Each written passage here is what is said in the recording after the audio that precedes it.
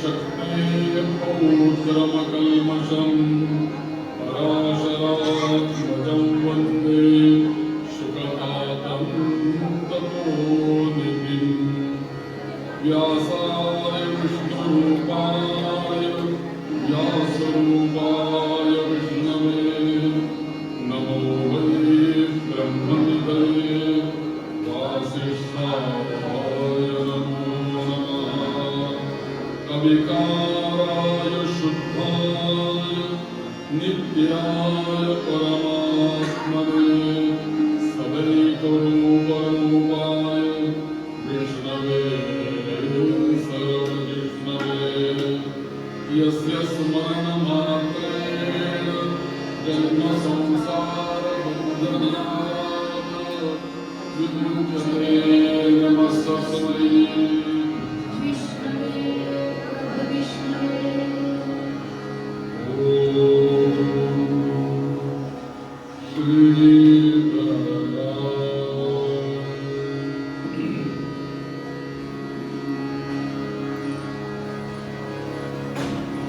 श्री हरि माधव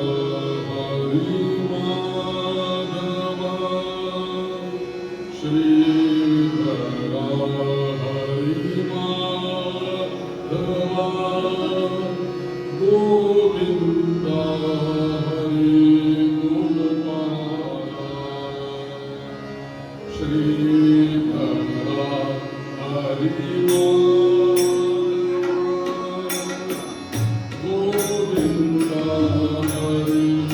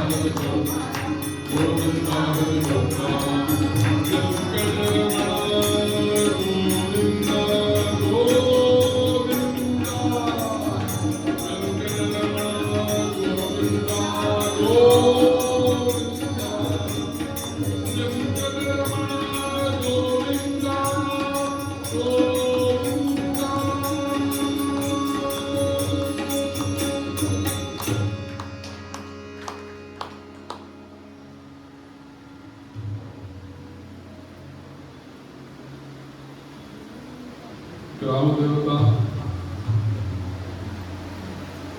नजदीक असलेले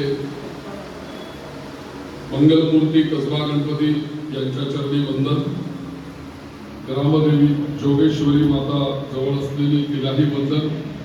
त्या दोघांनाही आवाहन करून या स्थानामध्ये ज्या ज्या देवता पुरातन काळापासून या वास्तूमध्ये उपस्थित आहेत या सर्व देवदेवतांना अभिवादन करतो, आवाहन करतो. ज्या आदिनारायण भगवान महाविष्णूंचं आपण सहस्रनाम त्याच्यावरच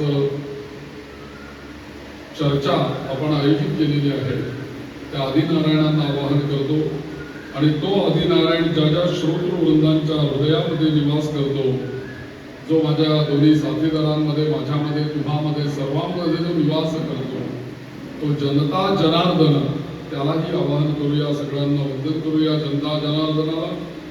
आणि आजचा प्रतिपाद्य विषय पुढे बघूया. काल आपण भगवान महाविष्णूंना प्रसन्न करण्याकरता काय काय आपल्याला करता येईल याचा एक विचार करत होतो. त्याच्यामध्ये मी आपल्याला जाता जाता सांगितलं की भगवान महाविष्णूंना प्रसन्न करण्याकरता तुलसी रचन करणं खूप गरजेचं आहे. एक एक नावांनी जर का एक एक तुळशीचं पान आपण भगवान विष्णूंना जर का अर्चन केलं, वाहिलं, तर त्याचं फल आपल्याला काय सांगितलंय, करोडो यज्ञांचं फल आपल्याला एक पान देतं. इतकं त्याला महत्व आहे. एक पान तुळशीचं.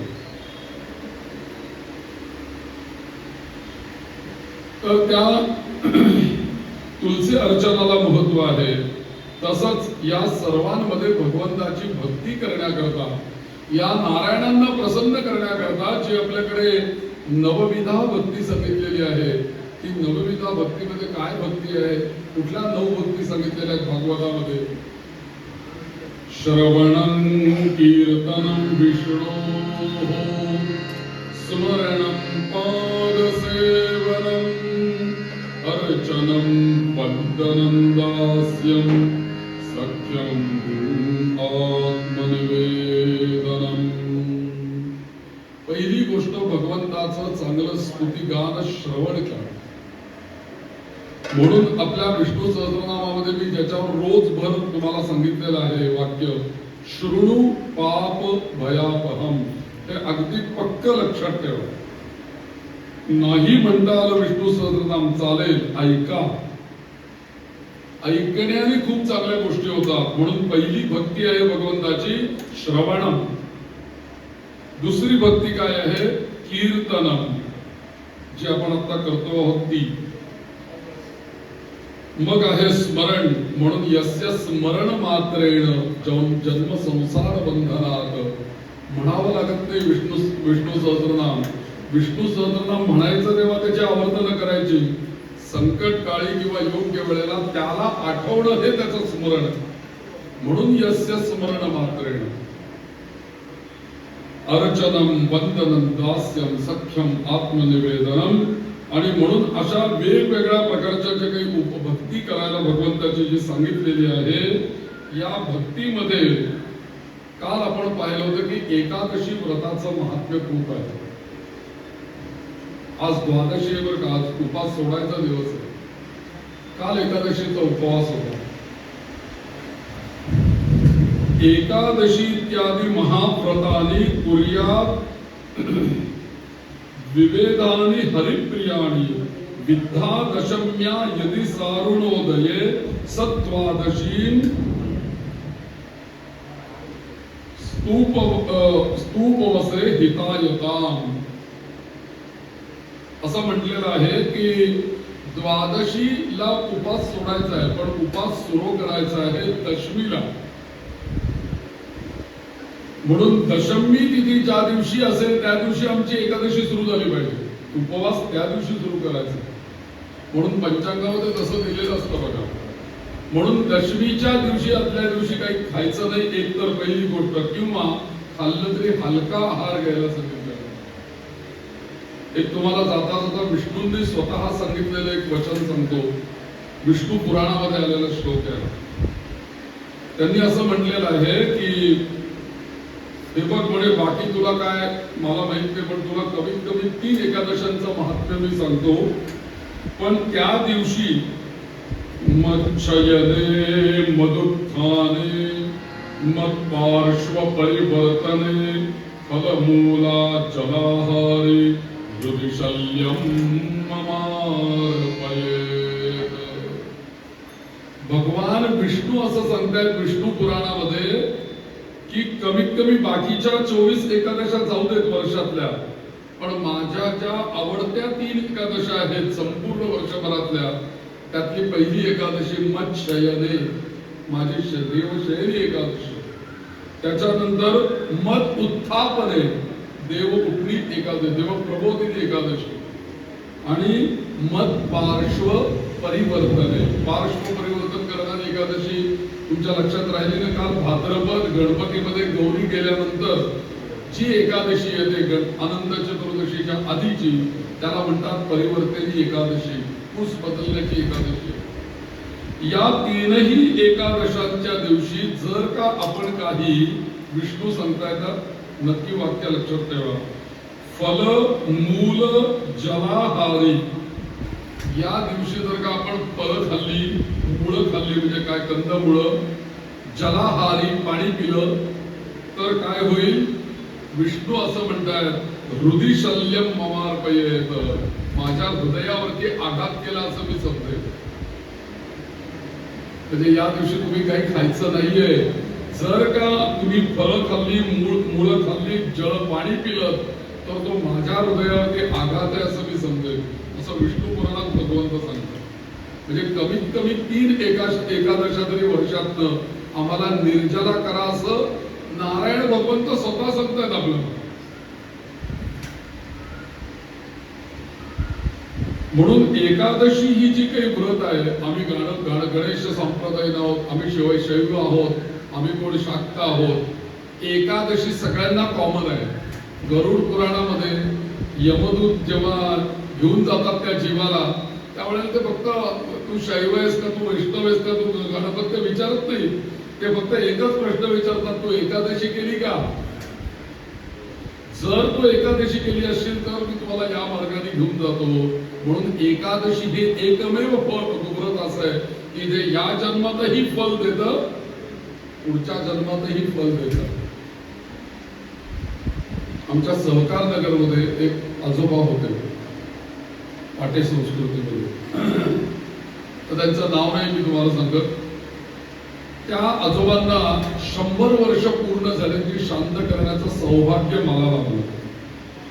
100 वर्षाचे आजोबा, 100वे वर्ष संपत आलं होतं बरं का. त्यावेळेस त्यांच्या नातवा पंटवांनी त्यांच्या शताब्दी आयोजित केली होती.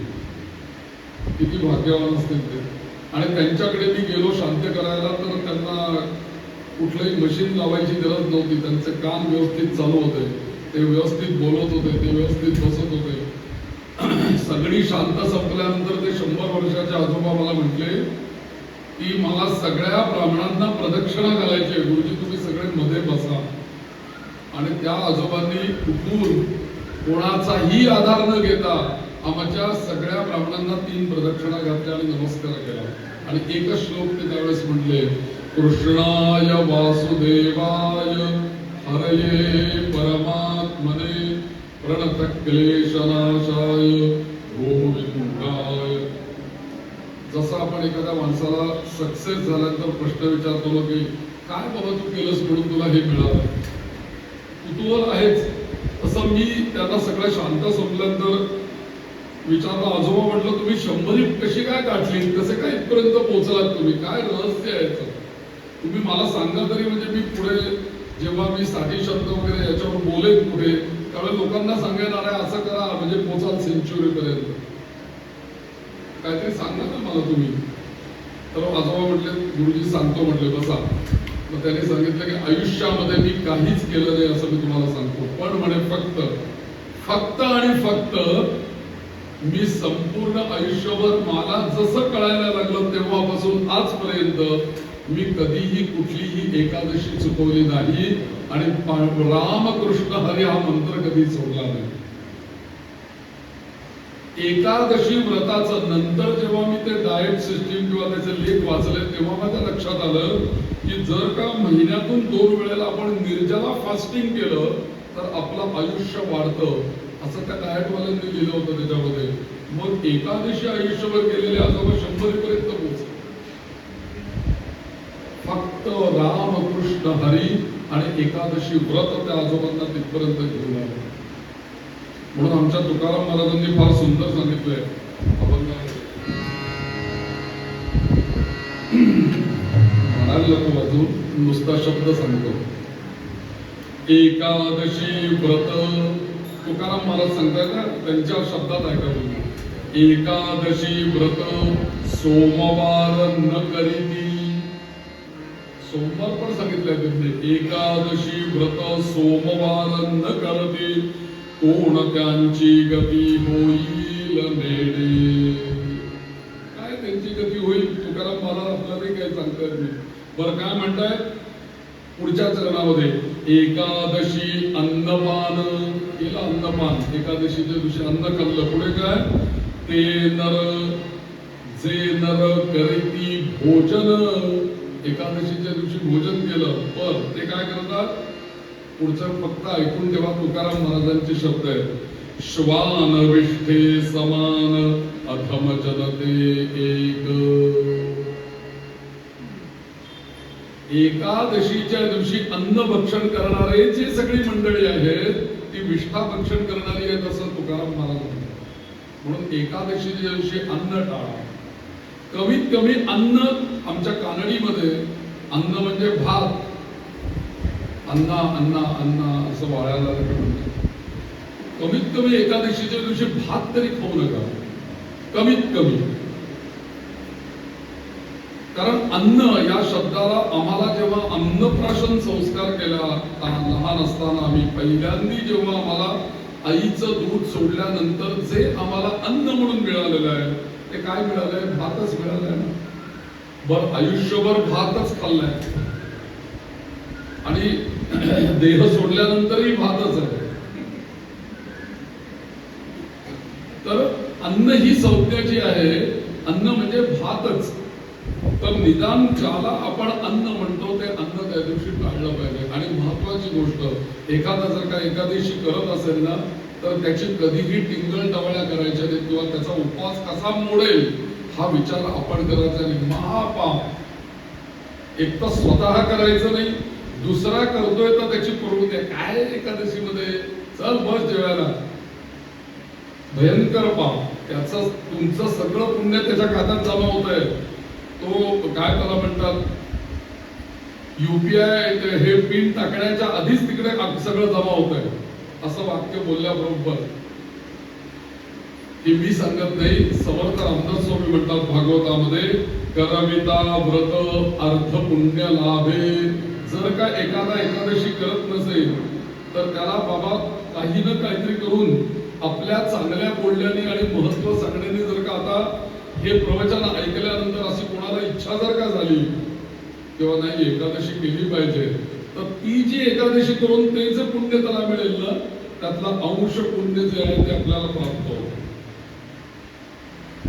एकादशी व्रत अर्ध पुण्य करीत कर विता व्रत अर्ध पुण्य लाभे मोड विता दोघे नरका प्राप्ती. दोघही नरकाला जातील एकादशी मोडली एकमेकांची तर. तुका म्हणे तप तीर्थ व्रत याग भक्ती हे मार्ग मोडू नये.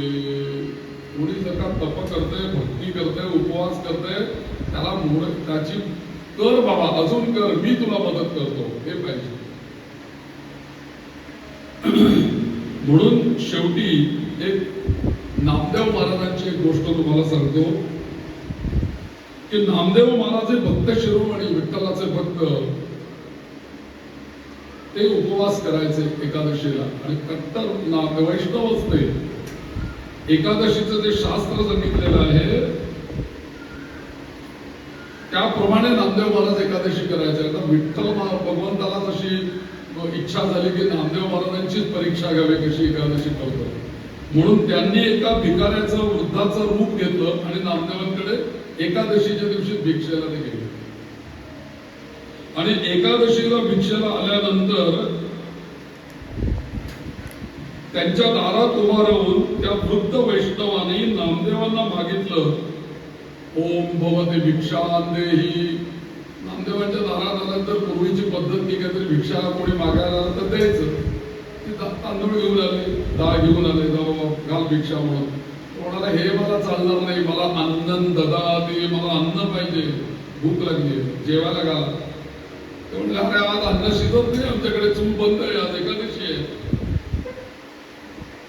तो म्हटला नाही मला आज भोजनच पाहिजे. ते म्हटले नाही अरे आज एकादशी आमच्याकडे अन्न शिजत नाही. पण आता त्याला तसा विनमुख पाठवावा तर पाप आहे. दारी आता अतिथी आला, तो अन्न मागतोय, माझं एकादशीचं व्रत आहे, मग काय करावं.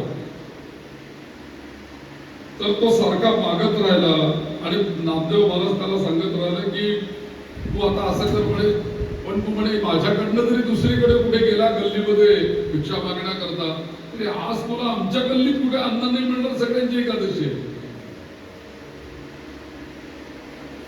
तो म्हटला नाही माझा नियम आहे, मला शिजवलेलंच अन्न पाहिजे आज भिक्षेमध्ये, तेच मला खायचंय. कारण म्हणे गेल्या 3 दिवस माझी एकादशीच घडली आहे. 3 दिवस मी उपवास केलाय. आज मला 4था दिवस आहे, त्यामुळे आज मला जेवायचं. तुमची असं ना का एकादशी? आता आज जर का भात शिजवावा तर घरामध्ये पातक लागेल. असं करता करता नामदेव महाराज म्हटले ठीक आहे, त्याच्याकडे लक्ष देऊ नका, तो बसेल, तो जाईल म्हणे दुसरीकडे, त्याला पाणी पिणी द्या प्यायला. आणि नामदेव महाराज आपल्या आतमध्ये जाऊन बसले उसरीवर. एकादशीच्या दिवशी नामदेव महाराजांकडे भजन कीर्तन रात्री सगळे आले, गावातले लोक भजन कीर्तन कार्यक्रम चाललेला. हा दारात तासात अतिथी बसलेला. भिक्षा ओम भवती, तो जायला तयार, मला तुमच्याकडनं भिक्षा पाहिजे. एकादशी गेली, रात्री जागरण झालं, सकाळ झाली, अंघोळ झाली, विष्णूंची पूजा झाली आणि द्वादशी उपवास सोडायचा आहे. उपवास एकादशीचा सोडताना दारामध्ये कोण अतिथी आलाय का म्हणून बघायला नामदेव महाराज बाहेर येतात. हा बसलेला तिथे. आणि त्यावेळेला नामदेव महाराज म्हटले चला आता तुमची भोजनाची वेळ झाली, चला पहिलं तुम्हाला जेवायला वाटतो, मग मी जेवायला बसतो. म्हणून नामदेव महाराज त्यांना हात लावला. हात लावला तर तो हलतोय कुठे? एकदम गार पडलेलं शरीर त्याचं, आणि तो गेलेला. आता आली का पंचायत, अतिथी आला, तो माझ्या घरात भिक्षा मागण्याकरता भिक्षाही घातली नाही, परत मी भिक्षा घातली नाही, म्हणून तो द्वादशीला माझ्या घरात हा ब्राह्मण येऊन गतप्राण झाला. आता काय करावं? नामदेव महाराजांनी तिथेच फळीबंड खाली ठेवलं. चला म्हणे आता याला आधी नेण्याची तयारी करूया. सगळ्यांनी आजूबाजूनी मदत करून त्याला वैकुंठात नेलं. आणि वैकुंठात नेल्यानंतर चिता वगैरे रचली, त्याच्यावर त्याला ठेवलं. आणि नामदेव महाराज म्हटले आता मी स्वतः बसणार त्याच्याबरोबर, कारण 2-3 अपराध माझ्याकडनं घडले. एक तर माझ्या एकादशीला याचकाला मी काही देऊ शकलो नाही, दुसरी गोष्ट न देता तो माझ्या घरात गेला, तिसरी गोष्ट तो उपाशी माझ्या घरात गेला, आणि तो ब्राह्मण आहे.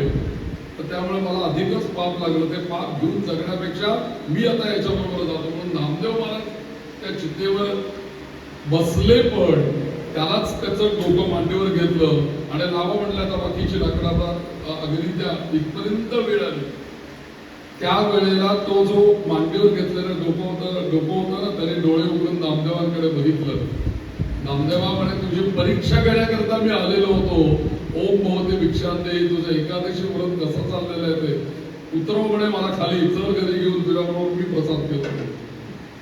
साक्षात पांडुरंग नामदेवांची परीक्षा घेण्याकरता एकादशीच्या दिवशी नामदेवांकडे आला. मला तुम्ही सांगा की म्हणून एक भुक्तंच नक्तंच उपवासं तथैवच एते श्वन्यतमं वापी व्रतं कुर्यात् हरेर दिने. कमीत कमी तुम्हाला जर का एकादशी निर्जला अगदी करता आले नाही तर काय करा, एक भुक्तम, एकदा तरी काहीतरी खा 24 तासात. नक्तम म्हणजे दिवसभर उपवास करा, संध्याकाळी काहीतरी खा. त्याच्यानंतर उपवास तरी करा पूर्णपणे. एते श्वन्यतमं वापी, आपलं तुम्हाला जे काही जमेल ते तुम्ही करा. तुम्हाला जर का विष्णू सहस्त्रनाम आपलं फलद्रूप व्हावं असं वाटत असेल तर एकादशी केली पाहिजे. जे विष्णूंना आवडतं ते केलं पाहिजे. त्याशिवाय विष्णू सहस्त्रनाम कसं फलद्रूप होईल? कारण एकादशीच्या दिवशी 12 वेळेला विष्णू सहस्त्रनाम म्हणायचं आहे ना, तर ते 12 वेळेला म्हटलं तर जर का पुण्य लाभायचं असेल तर उपवास केला पाहिजे. ह्याच्यापैकी तुम्ही काहीतरी करा आणि एकादशी व्रताची तुमची हे करा. समजा जर का तुम्हाला अगदीच जर का खायची वेळ आली तर हविष्यान्नाचे पदार्थ आपल्याकडे सांगितले. मग हविष्यान्न म्हणजे काय असतं की जे ज्याला आपण म्हणतो उपवासाला चालतं असे पदार्थ. मग त्याच्यामध्ये काय असतं, सुरण चालतं, त्याच्यामध्ये रताळी चालतात, शेंगादाणा चालतो, दूध चालतं, दही चालतं, तूप चालतं, आंबा चालतो, नारळ चालतो, सुंठ, चिंच, केळी, साखर, ऊस, हे जे सगळे पदार्थ आहेत ते सगळे हविष्यान्न म्हणून सांगितले. ते उपवासाला चालतात. ह्याचं तुम्ही काहीतरी घेऊ शकता. समजा निर्जला नाही पण ऊसाचा रस आपण घेऊ शकतो, ऊस चालतो ना. तर अशा पद्धतीने तुम्ही जर का उपवास केला तर तुम्हाला त्याचं जास्तीत जास्त चांगलं फल तुम्हाला प्राप्त होईल. म्हणून रामकृष्ण गोविंद नारायण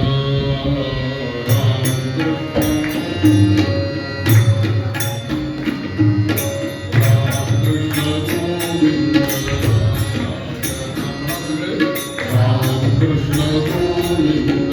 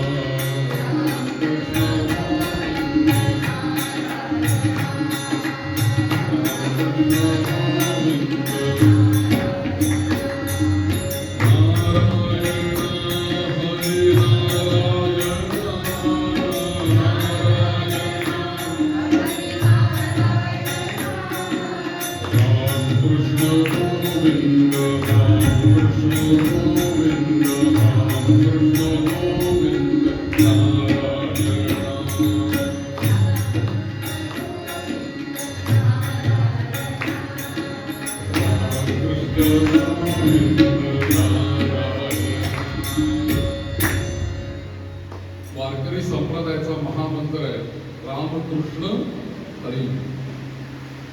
3 अक्षर. तर ही जी राम कृष्ण आणि हरी हा जो वारकरी संप्रदायाचा महामंत्र म्हणून सांगितलेला आहे, या महामंत्रांमधली ही जी 3 नावं आहेत ती कुठली आलेली आहेत? सगळी विष्णू सहस्रनामातलीच नाव आहे. राम काल आपण बघितलं, दुसरं नाव आहे कृष्ण आणि तिसरं नाव आहे हरी. रामकृष्ण हरी, रामकृष्ण हरी, रामकृष्ण हरी असं सगळे वारकरी म्हणत असतात. हे रामकृष्ण आणि हरी त्यातलं आपण काल राम नामाचं महत्त्व बघितली. आता कृष्ण हे जे नाव आहे, या कृष्ण नावाचा अर्थ काय? कृष्ण या शब्दाचा अर्थ आहे कर्षयतीति कृष्णः, असं त्याची व्याख्या केली शंकराचार्यांनी. कर्षयतीति कृष्णः म्हणजे जो आपल्याकडे लोकांना आकर्षित करून घेतो, लोहचुंबकासारखा. कर्षयती त्याच्यावर आकर्षयती, जो आकर्षण करून घेतो किंवा कर्षणशील आकर्षणशील जो आहे तो, अशा परमात्म्याला सर्वांतर्यामी असलेल्या, थोडक्यात म्हणजे विश्वाला आपल्याकडे आकर्षित करून घेणारा जो कोणी आहे तो कृष्ण आहे. आणि बघा तुम्ही, कृष्णांनी सगळ्यांना स्वतःकडे आकर्षित केले की नाही? लहान मुलापासून ते वृद्ध माणसापर्यंत सगळ्यांना कृष्णांचं आकर्षण आहे की नाही? तर या कृष्णांच्या भोवती सर्व विश्व आहे आणि आपल्या आकर्षण बळाने त्यांनी स्वतःकडे त्या सगळ्या विश्वाला खेचून घेतलेलं आहे. आणि म्हणून परमात्मा भुवनस्य नाभी असं आपल्याकडे म्हटलेलं आहे. हा परमात्मा मध्यभागी आहे, सगळा ब्रह्मांड त्याच्या भोवती आहे. ते गोपालकृष्ण त्यांनी माती खाल्ली एक दिवशी आणि यशोदा मैया ती बघितलं की आपल्या पोराने माती खाल्ली आहे. पण आता ते आईला सांगायचं कसं मी माती खाल्ली आहे? त्या यशोदे मातांनी त्याला बोलवलं की ये रे बाळा इकडे, काय खाल्लं तू? ते म्हणले काही नाही खाल्लं. आ कर म्हणे, काय तोंडात तुझ्या बघू. असं ती यशोदा माता त्यांना विचारते आणि कृष्णाने आ करून दाखवला. आ करून दाखवल्याबरोबर त्यांच्या मुखामध्ये यशोदा मातेला सगळ्या ब्रह्मांडाचं दर्शन झालं.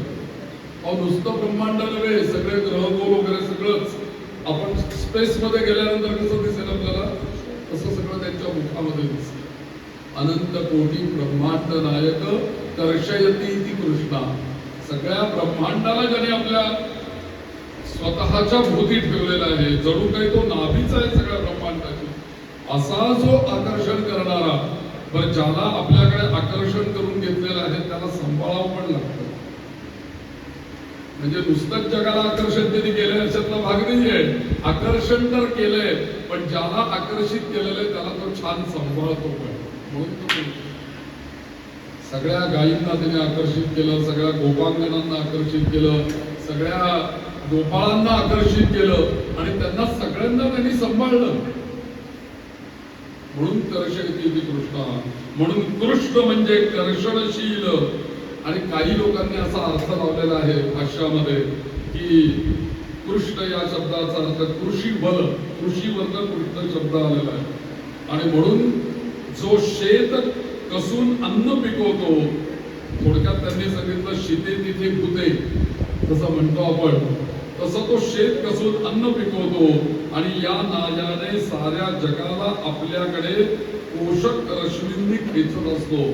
सगळ्या जगाला एखादा शेतकरी कसा अन्न पुरवतो तरी सगळ्या जगाला पोषण करण्याकरता, तसं सगळ्या जगाचं पोषण होण्याकरता जो अन्न पुरवतो तो कोण? तर तो कृष्ण. म्हणून हे कृष्ण हे जे नाव आहे ना, ते विष्णू सहस्रनामामध्ये किती वेळा कृष्ण नाव? 57व नाव हे कृष्ण आलेलं आहे. 57. 7 आणि 5 11, 1 आणि 1 2 कृष्ण. शेवटी 2 11 शिल्लक राहिला तर निवडवलाच. बघा ना, 57, 7, 8, 9, 10, 11, 12, 12 ते 3 राहिले, 3 11 राहिले. कृष्ण, कृष्ण असं 3 अक्षर राहिले. तर असं हे कृष्ण हे नाव 57व आलंय. आणखीन एकदा या संपूर्ण विष्णू सहस्रनामामध्ये कृष्ण हे नाव येतं 550वं नाव कृष्ण आहे. परत 550वं नाव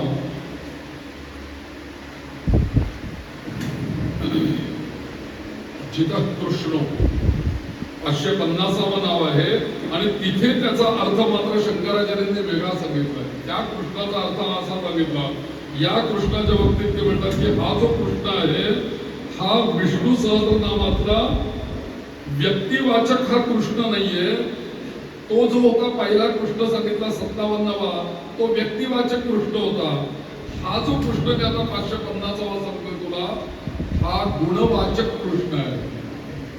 कारण याने नामाने गौणाने गुणवाचक नाव पाहिजे ना आपल्याला, म्हणून ते व्यक्तिवाचक नाव आहे आणि हे गुणवाचक नाव आहे. म्हणून दोनदा नाव आलंय कृष्ण कृष्ण. 550वं नाव आलेलं आहे. आणि म्हणून कृष्ण भगवान गोपाळ कृष्ण आणि दुसरा कृष्ण म्हणजे त्या कृष्ण या शब्दाचे अर्थ अनेक लावलेले आहेत. द्वैपायन व्यास सुद्धा कृष्णच आहे. म्हणून कृष धातूला कर्तरी आणि कर्मणी प्रत्यय लावून कृष्ण म्हणजे कर्षण करणारा आणि कृष्ण म्हणजे कर्षीला गेलेला असा अर्थ त्याचा लागतो. म्हणजे आकर्षित झालेला आणि आकर्षित करणारा असे दोन्ही त्याचे अर्थ. एक आहे पहिला तो आकर्षित करणारा आणि दुसरा जो कृष्ण आहे तो आकर्षित केला जाणारा. एकाच कृष्ण या नावाचा अर्थ आहे. म्हणून आपल्याकडे नाव घेताना कृष्णांचं जे नाव घेतात ते अशा दोन्ही अर्थाने घेतात. म्हणून देवकी पुत्र भगवान कृष्ण विशेषतः सर्वात आकर्षित झालेला देवकी नंदन कृष्ण. त्याने आपल्या नावाने आपल्या रूपाने आपल्या गुणाने आपल्या कर्माने सगळ्यांना मोहून टाकलं होतं.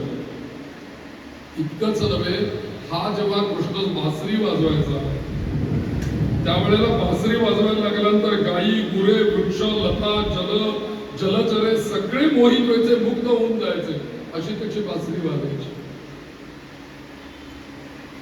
आणि म्हणून त्यांनी सगळ्यांना मुग्ध करून टाकलं. मग ते लहान बाळ असू दे तरुण असू दे त्यानंतर प्रौढ असू दे वृद्ध असू दे सगळ्यांना त्यांनी आकर्षित करून घेतलेलं आहे. अहो काही जरी नाही ना तरी गोपाल कृष्णांच्याकडे जरी नुसतं असं बघितलं ना आपण तरी लोक त्यांच्या मोरपिसाकडेच बघत राहतात. ते मोरपीस किती आकर्षित करतात आपल्याला. गोपाल कृष्णांची मूर्ती बघितल्यानंतर मूर्ती पिसाकडे लक्ष जातं आणि ते मोरपीस आपल्याला आकर्षित करतात. म्हणून या कृष्णाला असं महत्व आहे. आणि म्हणून वारकरी संप्रदायामध्ये सर्वात महत्व दिलेलं आहे ते विष्णू सहस्रनामामधल्या या 3 नावांना राम कृष्ण आणि हरी. आणि त्याच्याही पेक्षा अजून एक नाव महत्वाचं आहे ते म्हणजे गोविंद पण नाव आहे. आता हरी या शब्दाचा अर्थ काय? काल आपण हरीचं बघितलं. हरिभजना विण काळ हे आपण बघितलं परवा. पण हरी या शब्दाचा अर्थ असा आहे की हरती इति हरिही. हरती इति हरिही म्हणजे जो हरण करतो त्याला हरी म्हणायचं. पण हरण करतो म्हणजे काय हरण करतो तो? आपलं हरण करतो कशाचं तो? मग एक जण म्हणला की नाही दुःखाचं हरण करतो म्हणून तो हरी. म्हणलं अरे दुःखाचं हरण करतो. शंकराचार्य म्हणले अरे दुःखाचं हरण कशाला हरी करेल? तुझ्याकडे काय एकच दुःख आहे का हरण करायला? नुसतं दुःख म्हटलं की यादीच सांगशील तू एवढी मला दुःख आहे म्हणून. अशी एकाची दुःख एवढी अनेकांची किती झाली? तो दुःख कुठे शोधत बसेल आणि किती हरण करेल? कारण पदोपदी दुःख काही ना काहीतरी होणारच आहे. आत्ता जरी त्यांनी हरण केले तरी उद्या परत दुःख आहे. म्हणून हा हरण करतो. आचार्यांनी भाष्य करताना शंकर भाष्यामध्ये या नावाचं भाष्य लिहिलंय की हा दुःख असंख्य असल्यामुळे हा दुःखांचं आकर्षण करत बसत नाही तर ज्याच्यामुळे दुःख निर्माण होतात जे दुःखाचं मूळ आहे ते मूळच तो काढून घेतो. म्हणून हरती की हरा असं शंकराचार्यांनी व्याख्या केली आहे हरी नावाची. दुःखाचं मूळ नाहीसं करण्याचं सामर्थ्य हरी नावामध्ये आहे. मग मला तुम्ही सांगा माऊलींपासनं गेल्या 700-750 वर्ष वारकरी संप्रदायामध्ये रामकृष्ण हरी हा जो जप चाललेला आहे, याचं काय महात्म्य आहे? हरण करणारा, दुःख हरण करणारा हरी त्याच्यामध्ये आहे, आकर्षण करणारा कृष्ण त्याच्यामध्ये आहे, आणि वेळ प्रसंगी रावणासारख्या दुष्टांचं, शूर्पणखासारख्या राक्षसांचं निर्दालन करणारा, यज्ञ रक्षण करणारा, धर्म रक्षण करणारा रामही त्याच्यामध्ये आहे. म्हणून मंत्र काय तयार झाला? राम कृष्ण हरी. असंख्य प्रकारचं जे काही अज्ञान आहे, अविद्या आहे, त्या अज्ञानाचं, अविद्येचं हरण करणारा हा हरी आहे. आणि मूलतः ज्या अज्ञानामुळे आपल्याला प्रत्यक्ष भगवंताची भेट होत नाही किंवा तो दिसत नाही, हे अज्ञान, मुळामध्ये ज्ञान आणि अज्ञान याच्यामध्ये फरक काय आहे? अचा फक्त फरक आहे. एक आहे ज्ञान आणि एक आहे अज्ञान. एकाने सांगितलं अज्ञान या शब्दाची व्याख्या मी सांगतो. म्हटलं काय हो गुरुजी व्याख्या? ते म्हणले अज्ञान या शब्दाचा अर्थ अप्रगट ज्ञान, ते अज्ञान.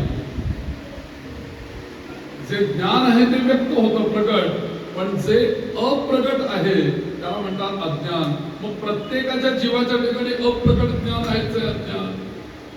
संतांच्या ठिकाणी, साधू संतांच्या ठिकाणी, साधकांच्या ठिकाणी फक्त काय झालेलं आहे? ते ज्ञान त्यांनी प्रगट केलेलं आहे.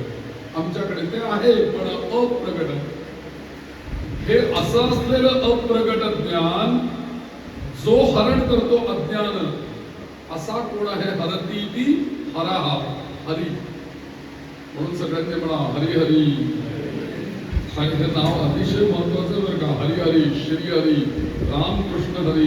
काही नाही जमलं ना आपल्याला विष्णू सहस्रनाम म्हणायला, एक माळ घ्यायची, रामकृष्ण हरी, रामकृष्ण हरी, रामकृष्ण हरी, रामकृष्ण हरी, रामकृष्ण हरी, चालू द्यायचं. याचा जरी जप केला आपण, पापोहम पापकर्माहम पापात्मा पापसंभवः त्राहि मां पुंडरीकाक्ष सर्व पापहरा भव. सर्व पापहरा भव असं आहे. सर्व पाप भवो हरी. माझं सगळं पाप जे काही आहे त्या पापाचं सुद्धा मूळ तू हरण करतोस, म्हणून तू कोण आहेस? हरी. म्हणून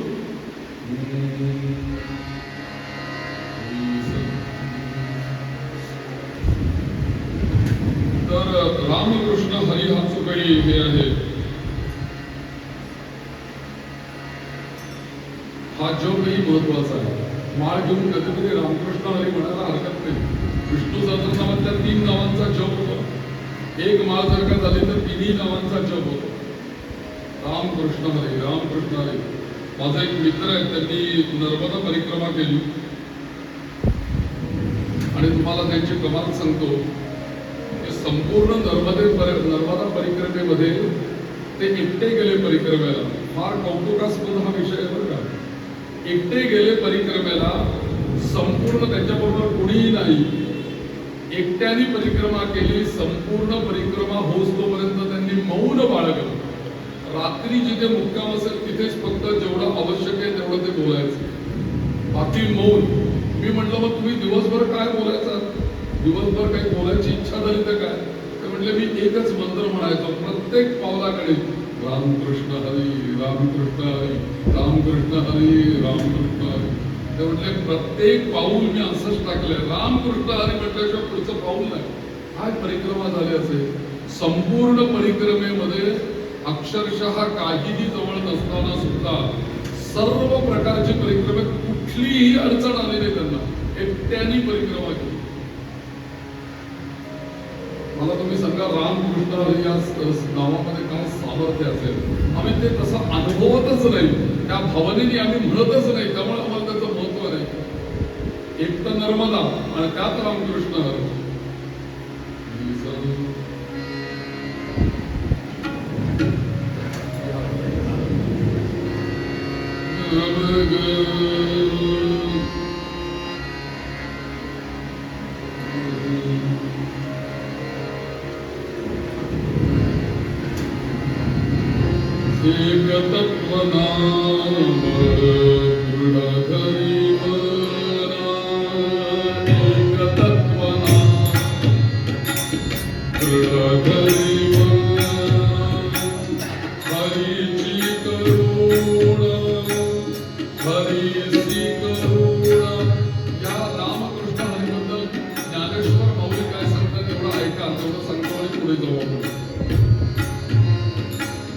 एक तत्वनाम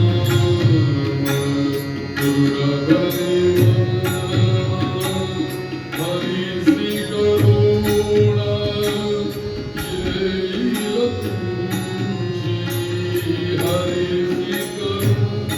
हरिसी करुणा येईल तुझी एक तत्वनाम रामकृष्ण तुझं नाव तेही त्यांनी पुढच्या चरणामध्ये सांगितलंय नाम सोमे नाम सोमे राम कृष्ण गोविंद नाम सोमे राम कृष्ण गोविंद नाम सोमे राम कृष्ण गोविंद वाचे सतगत जपे आधी वाचे सतगत जपे आधी एक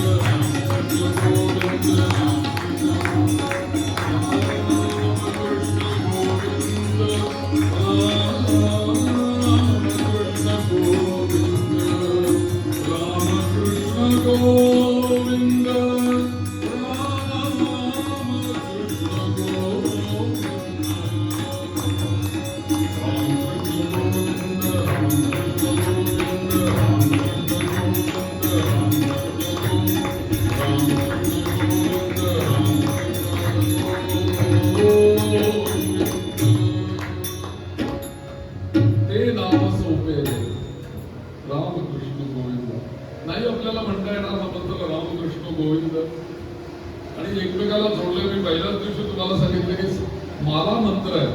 कुठलंही नाव तुम्ही कुठल्याही नावाला जोडलं नाही इतकं ते गेय होतं, सहजगत्या त्याचं एक संकीर्तन तयार होतं. तसंच रामकृष्ण गोविंद म्हणा, रामकृष्ण हरी म्हणा, चालतंय. रामकृष्ण हरी म्हणा, रामकृष्ण गोविंद म्हणा. आता गोविंद या शब्दाचा अर्थ काय तेवढा बघूया आणि हा मंत्र पुरा करूया. संपूर्ण विष्णू सहस्रनाम संपूर्ण सांगणं 5 दिवसामध्ये खूपच अवघड विषय आहे. मला इतकी नावं येते आणि इतके विषय दिसतात का कुठलं नाव तुमच्या समोर ठेवावं. पण त्यातल्या मी असं दररोज इथे येताना विचार करतो की श्रोते इथे आल्यानंतर बरोबर आपल्या काय घेऊन गेले घरी जाताना. निदान त्यातला अच्युत नाव, निदान त्यातलं पुंडलिक, काल कुठलं सांगितलं आपण नारायण नाव. तसा आज एक मंत्र तुम्हाला त्याचं महात्म्य सांगतो की रामकृष्ण हरी किंवा रामकृष्ण गोविंद असा जो मंत्र आहे, या रामकृष्ण गोविंद या मंत्राचा अर्थ काय आहे तर गोविंद या शब्दाचा अर्थ आहे गो या पदानी विद पदापासून बनलेला असा हा मंत्र आहे. आणि गोचं विद म्हणजे विविधार्थ घेऊन हा शब्द प्रतिपादलेला गेलेला आहे. भाष्यामध्ये आचार्य म्हणतात गो विद, गो वित असं त्यांनी संधी सोडलेला. गो म्हणजे काय त्यांनी त्याच्यावर खाली भाष्य लिहिले. गो म्हणजे काय गमनशील, जो गमन करणार आहे इकडून तिकडे.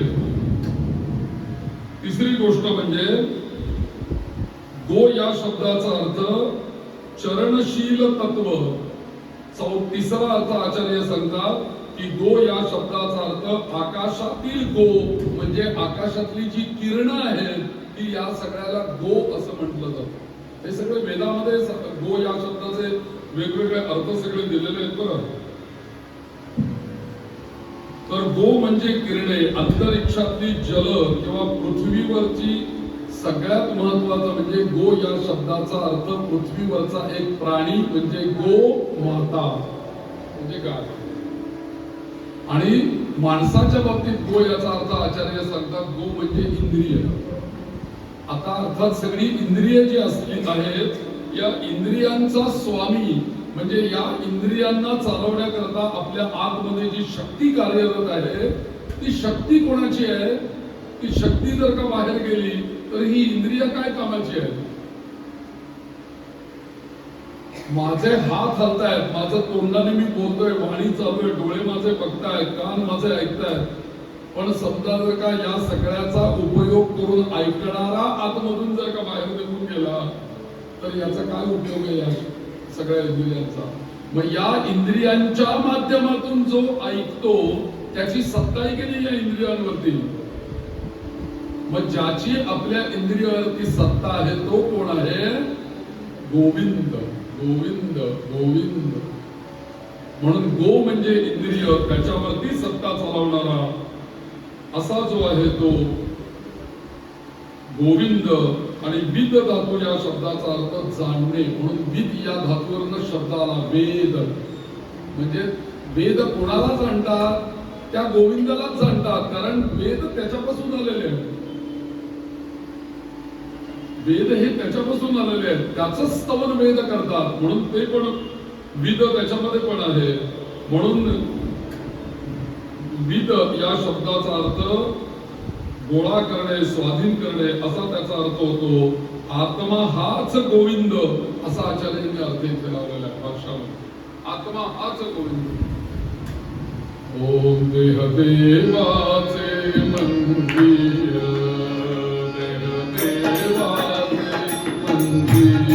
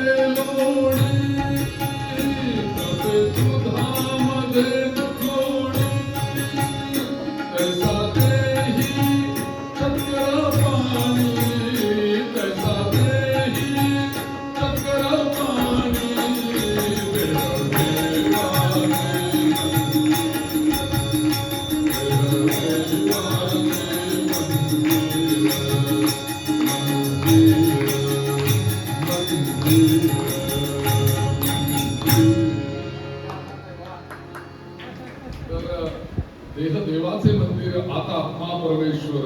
म्हणून जो गोविंद गोविंद गोविंद तुम्ही ज्याचं स्मरण करताना तो तिसरा कोणी नसून या संपूर्ण इंद्रियांना धारण करणारा म्हणजे देहच. हा देह ज्याच्या सत्तेने चालतो तो जो कोण आहे त्याला म्हणायचंय गोविंद. म्हणून एक तत्व नाम दृढ जरी मना असं जे माऊली आपल्याला म्हणतात. आणि तो मंत्र सोपारे रामकृष्ण गोविंद. आपल्याला हे या मंत्राची काय त्याला म्हणतात ना की आपल्याला समजलं पाहिजे की हा मंत्र कसा आहे आणि याचं महात्म्य काय आहे हे आपल्याला समजल्याशिवाय आपल्याला त्याचं कधी कधी असं होतं की आपण ते म्हणत असतो पण त्याला एवढं महत्व आहे माहित नाही. असं बरं माझं सुद्धा असंच झालेलं आहे. लहानपणापासून मी पुष्कळ वर्ष विष्णू सहस्रनाम आम्हाला काय लहानपणापासून येतं काय माहित नव्हतं मला विष्णू सहस्रनामावर काही बोलायचं असतं किंवा काही असं बोलता येईल पुढे काय माहिती. माझ्या जीवनामधला मी तुम्हाला एक किस्सा सांगतो. जे देशमुख महाराज गेले 2 दिवस इथे तुम्ही आलेले बघितले गेले. कोरोना काळ होता 4 वर्षापूर्वी तुम्हाला माहिती आहे. त्यावेळेला त्या कोरोना संपत आला त्यावेळेला मला माझ्या पाठीमध्ये काही विकार निर्माण झाला. त्यामुळे मला उजवा पाय माझा पूर्ण लॉक झालेला होता. मला असं मुडपता येत नव्हतं, बसता येत नव्हतं. मी 1.5 वर्ष खुर्चीत बसून सगळं पूजा अर्चा सगळं केलं. मला पायच मुडपता येत नव्हता अशी स्थिती होती. मग आता पुढे तसे दिवस चालले होते आणि त्यावेळेला या देशमुख महाराजांची माझी 8 वर्ष भेट वगैरे काही नव्हती. एकदम देशमुख महाराजांकडे एक मनुष्य आला आणि तो म्हणाला की आम्हाला विष्णू याग करायचा आहे, तुम्हाला महाराजांनी ताबडतोब बोलवलं. मी म्हटलं अहो नाही माझी अशी अवस्था आहे, तुम्ही जसे असाल तसे तुम्हाला बोलवलं, तुमच्याच हस्ते विष्णू याग तिथे होणार आहे असं त्यांनी सांगितलं. म्हणून मी तिथे गेलो, विष्णू याग केला. त्या गोष्टीला जवळजवळ 5-6 वर्ष होऊन गेले, 4-5 वर्ष तर नक्की झाली. तो विष्णू याग मी त्यांच्या महाराजांच्या गुरूंच्या पुण्यतिथीच्या वेळेला केला आणि काय त्यावेळेस कृपा झाली मला माहित नाही. त्याच्यानंतर मला आपोआपच विष्णू सहस्रनाम समोर यायला लागलं. ते गाईंना मी ऐकवायला लागलो आणि जसं जसं मी गोमातांच्या जवळ म्हणत गेलो ना तसं त्या सगळ्या माऊलींनी मला याच्याबद्दल रोज वेगवेगळी प्रेरणा दिली. शपथ तुम्हाला.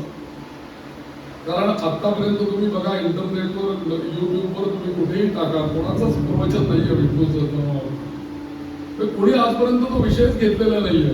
पण मला हा संपूर्ण विषय दिला तो त्या सद्गुरूंनी आणि गोमातेने दिलेला विषय.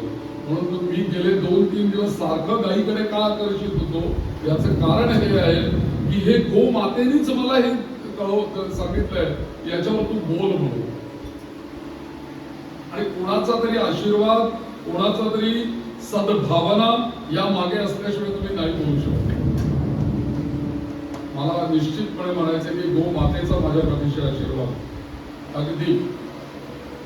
कारण मला मी अतिशय भावनेने तिच्या जवळ जाऊन विष्णू सहस्रनाम म्हणतो त्यामुळे तिचा मला आशीर्वाद आहे. तुम्ही राम म्हणा तुम्ही कृष्ण म्हणा दोघेही एकच आहेत शेवटी. आता आत्मा आपल्याला कोण आहे, राम आहे का विष्णू आहे? आपला आत्मा कोण आहे, राम आहे का विष्णू आहे, काळा आहे का गोरा आहे, काय रंग आहे त्याचा, काहीच नाहीये. जो निर्गुण निराकार आहे तो गोविंद आहे. त्याला तुम्ही राम म्हणा, त्याला तुम्ही कृष्ण म्हणा, त्याला तुम्ही हरी म्हणा, त्याला तुम्ही विष्णू म्हणा, काही पण म्हणू शकता. आता आत्मा परमेश्वर हे जाणायचंय आपल्याला. हे सगळं विष्णू सहस्रनाम म्हटल्यानंतर आणि या विष्णू सहस्रनामाच्या एक एक नावाने शेवटी तुम्ही या तुकाराम महाराजांच्या गाण्याप्रमाणेच लक्षात घ्यायचंय की आपण बाहेरच्या विष्णूची स्तुती करत नाही आहोत. तो विष्णू आपल्या शरीरातच बसलेला आहे. काया ही पंढरी आत्मा हा विठ्ठल. तो विठ्ठलच आत्मा आहे. कोणाची स्तुती बाहेर जाऊन करायची आपल्याला? मी विष्णू सहस्रनाम म्हटल्यानंतर त्यालाच नमस्कार आहे, त्याचीच पूजा आहे, त्यालाच नामावली व्हायची. हा विचार करून तुम्ही विष्णू सहस्रनामाची उपासना करा. जग में सुंदर है दो नाम.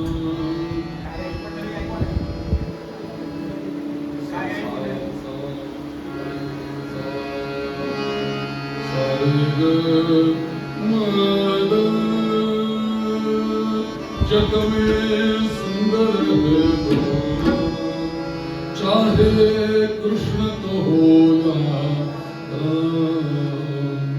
बोलो राम राम राम बोलो.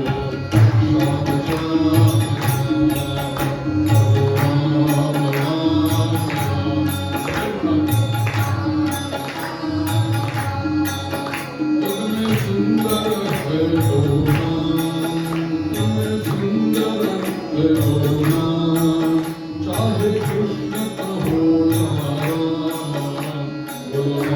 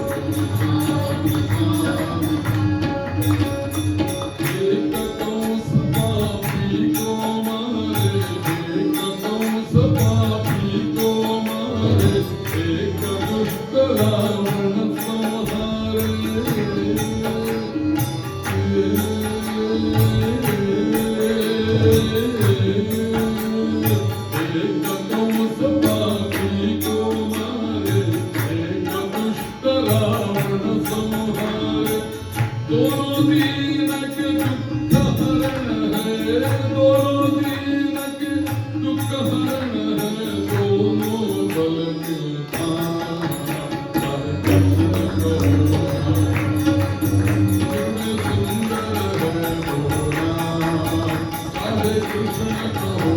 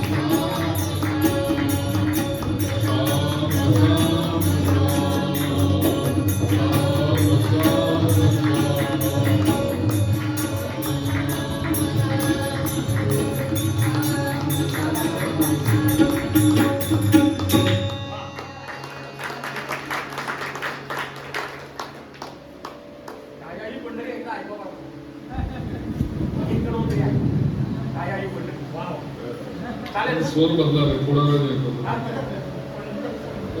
मध्ये गेलो ना, थोडं अरे कॉफी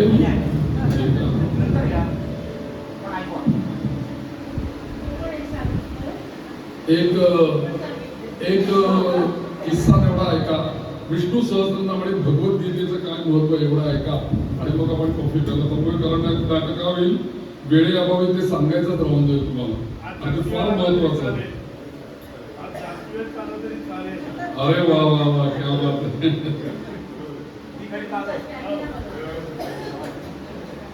तर आणखी एक गोष्ट अशी आहे की कल्याण मासिकामध्ये पढो समजोवर करो असा जो विभाग येतो, त्याच्यामध्ये मला विष्णू सहस्त्रनामाबद्दल बरंच काही वाचायला मिळालं बरं का.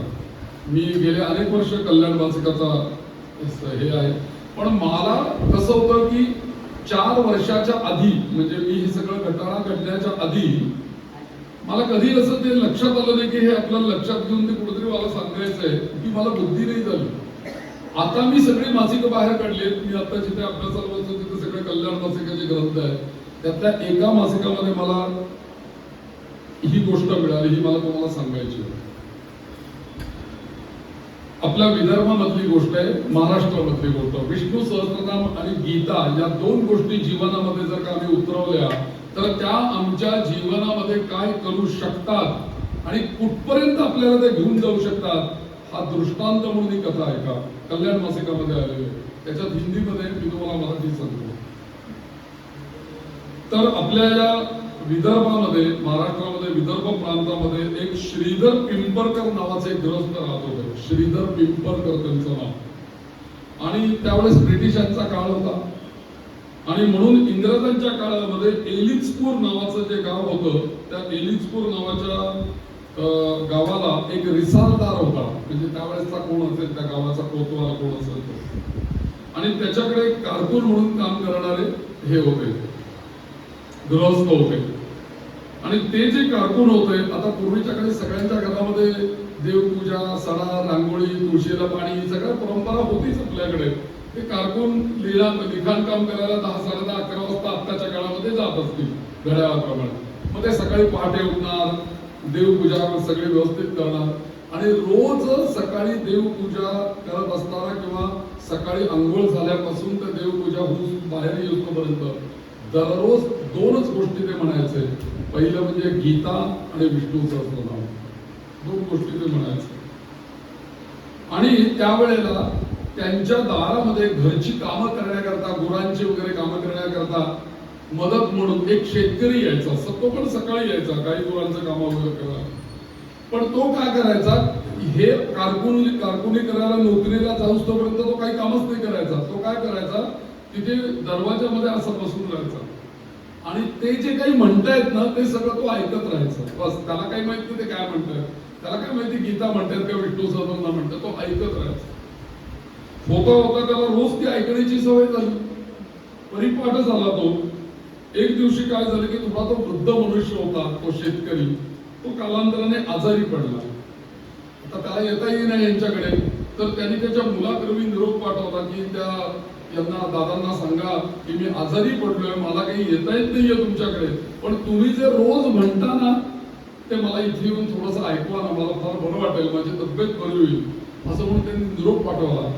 आणि खरोखर काय त्यांचे संबंध असतील, ऋणानुबंध, यांनी पण विचार केला चला जाऊया. म्हणून ते दिवसभराची कामं पटापटा उरकायचे आणि रोज संध्याकाळी जाऊन त्याच्याकडे जाऊन गीतेचा एक अध्याय, विष्णू सहस्त्रनाम रोज त्यांनी म्हणायला सुरुवात केली त्याच्याकडे जाऊन. आणि त्या सवडी त्यांनी म्हटलं होतं तुम्हाला सवडीप्रमाणे तुम्ही ऐकवत राहा. आणि मग ते ऐकवायला त्यांनी सुरुवात केली. 8-10 दिवस त्या म्हाताऱ्या माणसाने ऐकलं असेल ते गीता आणि विष्णू सहस्त्रनाम. पुढे त्याचं दुखणं वाढलं आणि दुखणं वाढल्यानंतर एक दिवशी वार्ता आली की तो मरण पावला.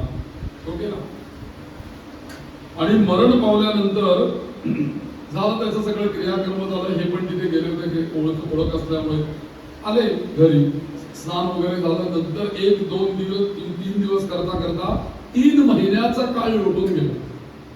ही सगळी घटना घडली. तो म्हातारा गेला, 3 महिने उलटून गेले आणि 3 महिने उलटून गेल्यानंतर एक दिवशी सकाळी नित्याप्रमाणे हे देवपूजा करत होते, विष्णू सहस्त्रनाम म्हणत होते आणि अचानक त्यांना असं जाणवलं की आपल्या दारामध्ये जिथे शेतकरी कायम बसायचं तिथे कोणतरी येऊन बसलं, तिथे कोणतरी येऊन उभं राहिलं, असं त्यांना भास व्हायला लागलं. आणि अर्थात असं असतं की रोज जे विष्णू सहस्त्रनाम म्हणतात, गीता म्हणतात ना, त्यांना इंट्युएशन पॉवर पण आलेली असते. मी कालच सांगितलं नमो भगवते वासुदेवाय या मंत्राचं फल हे आहे की जे तुम्हाला साध्या डोळ्यांनी दिसत नाही ते तुम्हाला दृष्टी प्राप्त होते बघण्याची, त्याचं फल आहे. त्यांच्या लक्षात आलं की हा म्हातारा तर गेलाय आणि तो आपल्या दारात आलाय. आणि त्यांनी त्याला बघितलं, त्यांनी यांना बघितलं आणि ते म्हणले अरे तू इथं कसं काय, तू वारलास ना 3 महिन्यापूर्वी, मग तू माझ्या घरात कसं काय आलास. त्याच्यावर तो शेतकरी म्हणाला की दादा मी तुम्हाला धन्यवाद द्यायला आलो, तुमच्या दारात तुम्हाला धन्यवाद द्यायला आलोय. कारण का तुमच्या कृपेने माझ्या कानावरती तुम्ही जे म्हणत होता ते सतत पडत राहिलं. मला ते कधीच कळलं नाही, परंतु मला गेल्यानंतर कळलं तुम्ही काय म्हणत होतात ते. तुम्ही श्रीमद भगवद्गीता आणि विष्णू सहस्त्रनाम म्हणत होतात ते मला गेल्यावर कळलं आणि ते मला तुमचं ऐकायला मिळालं आणि त्याकरता मी तुम्हाला धन्यवाद देण्याकरता आलेलो आहे. मग म्हणलं असा काय धन्यवाद, मी रोजच म्हणतोय, हे वर्षानुवर्ष म्हणतोय, त्यात तुला काय धन्यवाद देण्यासारखं.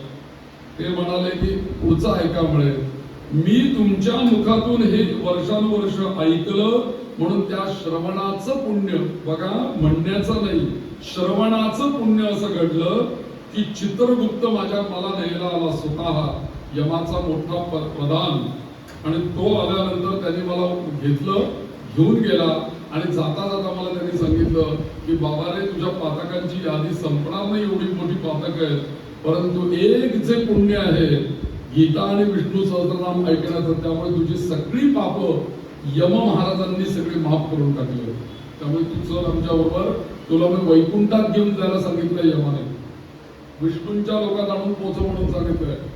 आणि विष्णू भगवंत असं म्हणाले की हा जिन्नस तुमचा नाही, आता यमा हा जिन्नस आमचा आहे, म्हणून त्याच्या घरी पोचवायला मी तुला चाललो. सगळ्या पापांची क्षमा केली, वैकुंठात मला नेलं आणि याही पेक्षा तुम्हाला सुद्धा अंगावर काटा येईल ऐकून, केवळ श्रवणाचं फल म्हणून मी त्या वैकुंठामध्ये गेलो. भगवान नारायणांना बघितलं, नमस्कार केला. मला बघितल्यानंतर त्यांनी स्मित हास्य केलं, अरे आलास का रे बाळा तू, ये आजपासून म्हणे माझा दूत म्हणून तू काम करायचं. गेल्या वैकुंठामध्ये माझा दूत म्हणून काम करायचं आणि मला विष्णुदूत म्हणून नेमलं. आता काय झालं मी मग आता तू इथे कसं काय आलास, चांगली गोष्ट झाली, इथं कसं काय आलास. आता त्यांना काय वाटलं की आता हा विष्णू दूत आहे, ऐकलं म्हणून याला हा वैकुंठात गेला आणि हा मला न्यायला आला की काय विष्णू दूत बोलून, म्हणून ते घाबरले जरा आणि म्हटलं तू इथे कसं काय आलायस तू. तर ते म्हणले घाबरू नका, तुम्हाला अजून पुष्कळ जगायचंय, पुष्कळ कार्य करायचंय. आज अशी घटना घडणार आहे की तुमच्या इथल्या गावचा जो पाटील आहे त्या पाटलाची वेळ जवळ आलेली आहे, संध्याकाळी त्याची वेळ आहे आणि त्याला नेण्याकरता मी आलो. तो पाटील पाप खूप करतो पण पुण्यही तेवढंच करतो म्हणे. म्हणून आज त्याच्या घरी जो असलेला घोडा आहे त्या घोडा उधळणारा घोडा आहे, अत्यंत नाकाळ घोडा आहे. त्याचे दोन्ही पाय त्यांनी पुढचे बांधून ठेवले उधळू नये म्हणून. पण यमदूत संध्याकाळी बरोबर येतील आणि त्याची ती बांधलेली दोरी सोडून टाकतील. घोडा उधळेल, त्याला आवरता येणार नाही. हा पाटील पळत जाईल घोड्याला आवरण्याकरता आणि घोडा बरोबर अशी लत्ता प्रहार करेल ती बरोबर घोड्याची लाथ यांच्या छातीवर बसेल की आम्ही त्याला घेऊन जाणार. हे ठरलेलं ही विष्णूंची आज्ञा. आणि विष्णूंनी आज्ञा अशी दिलेली आहे, तुम्ही ज्या वेळेला त्या पाटलाला तिथे जमिनीवरती आणायला जाल त्यावेळेला यमदूतही तिथे येतील, कारण तो पापी आहे पण तो पुण्यवान पण आहे. त्याच्या दारामध्ये म्हणे तुळशी वृंदावन आहे. जर का लाथ मारल्यानंतर तो उडून तुळशी वृंदावनापाशी पडला, बेलाशक तू उचलून घेऊन ये माझ्याकडे. पण जर का तुळशी वृंदावन लांब पडला यमदूत घेऊन जातो. तू सगळं त्यांनी सांगितलं होतं, म्हणला मी येऊ का तुमच्या बरोबर तिथे सगळं बघायला, तुम्ही सांगताय सगळं आज संध्याकाळी घडणार आहे. म्हटले हो आज घडणार आहे, येऊ का म्हटले बरोबर. ते म्हणले यायला हरकत नाही, तटस्थ होऊन फक्त बघायचं यातलं काही त्यांना बोलायचं. आणि गेले ते तिथे आणि संध्याकाळ गेल्यानंतर ते पाटील बुवा सुद्धा एकदम आश्चर्य तुम्ही एकदम आला कसं आमच्याकडे, काय विशेष. ते म्हणले आलो असतात संध्याकाळी, आता कसं सांगणार तुमच्याकडे कशा करता आलोय ते, हे वस्तूला सगळं बघायला गेले होते तिथे. आणि मग ते दोघे जण गप्पा मारू लागले आणि बरोबर संध्याकाळची वेळ झाली तिन्ही संघाची. यमदूत पुढे झाले, ज्यांना दिसतायत बरं यमदूत, त्यांनी त्या घोड्याची दोरी सोडून टाकली. घोडा उधळला, घोडाला तो जाम आवरेना. आणि मग हे पाटील संतापले, अरे एवढासा घोडा तुम्हाला आवरता येते का, वा बाजूला मी पकडतो त्याला, म्हणून धावत सुटले घोड्याच्या मागे. आणि घोड्याला पकडायला जाणार तो त्या घोड्याची बरोबर लाथ अशी बसली की ती छातीवर बसल्याबरोबर ते तुळशी वृंदावनापाशी पडले. तुळशी वृंदावनापाशी पडल्याबरोबर विष्णुदूत पुढे आला, तो शेतकरी. त्याने त्याला घेतलं आणि निघाला. निघताना जे विष्णू सहस्रनाम आणि गीता ऐकणार होते त्यांना अच्छा केला, हसला त्यांच्याकडे बघून आणि त्यांनी समोर प्रसंग बघितला की त्या विष्णुदूत त्याला घेऊन जातात. म्हणजे मला तुम्ही सांगा, श्रीमद भगवत गीता आणि विष्णू सहस्रनामाच्या महात्म्याची विलक्षण सत्य कथा कल्याण मासिकामध्ये आलेली बरी कथा सांगतो की कल्याण मासिकात छापलेली आहे. तर अशिक्षित शेतकरी ज्याने आपल्या आयुष्यात कधीही भगवंताचं नाव घेतलं नाही अशा शेतकऱ्यांनी फक्त गीता नुसती ऐकली, विष्णू सहस्रनाम ऐकलं तर त्याला हा देह सोडल्यानंतर विष्णूंनी स्वतःचं दूत बनवून घेतलं. दूत कोणाला म्हणतात, तो देवाचा दूत कोणाला म्हणतात, श्रेष्ठ पद त्याला प्राप्त झालं. आणि सगळ्या अशा श्रेष्ठ भक्तांसाठी राखून ठेवलेली जागा भगवंताने केवळ विष्णू सहस्रनाम श्रवण केल्यामुळे त्याला दिलं. म्हणून यस्य स्मरण मात्रेण जन्म संसार बंधनात विमुच्यते नमस्तस्मै विष्णवे प्रभविष्णवे. म्हणून आमच्या शंकराचार्यांनी सुद्धा आयुष्यात दोनच गोष्टी करा, काहीही करण्याची आवश्यकता नाही, दोन गोष्टी करा जो इद लोकही तारतील परलोकही तुम्हाला करतील. ओम भज गोविंदम भज गोविंदम गोविंदम भज गुणमते आपे सन्निहिते वरणे नहि नहि रक्षति करणे.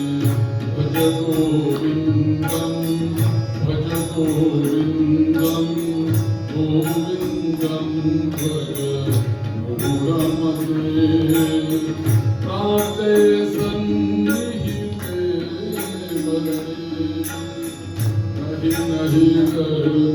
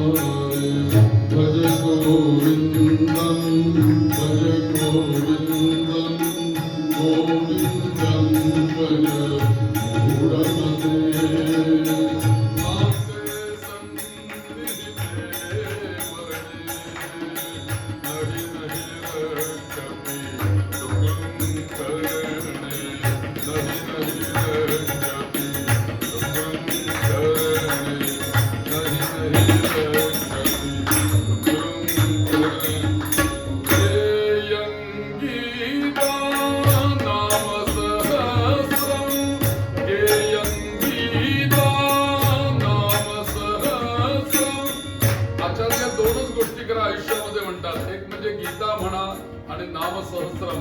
एक तर गीता ऐका नाही तर म्हणा किंवा विष्णू सहस्रनाम ऐका नाही तर म्हणा. काय होईल? गेयं